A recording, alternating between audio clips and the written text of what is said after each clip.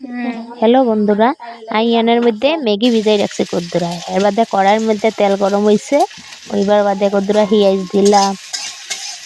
পেঁয়াজ গুনিরে বালা করে কদ্দুর লাড়াইলাম টাড়াইলাম, বালা আয়ার পরে কদ্দুর টমেটো দিলাম, ওগা ডিম ভাঙ্গি দিলাম, দিয়ে বালা করে কষাই কষাই সাতলাই টাতলাই লইম। কদ্দুর কষানি টষানি হইলে বালা করে সাতলাই কষাই লইয়ে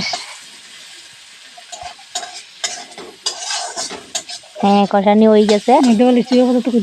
নাই কদ্দুর আবার ভিজাই রাখছি যে ম্যাগি তেরে ডালে দিই, ডালি ঢালি বালা দিকে লড়াই টাড়াই আবার বেকাইতে বালা করে মিক্সড করুম, বুঝছেন? এই তো মিক্স করা হয়ে গেছে।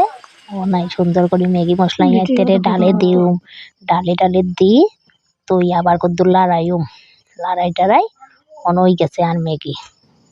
আর গো বই রয়েছে খাইতো বলি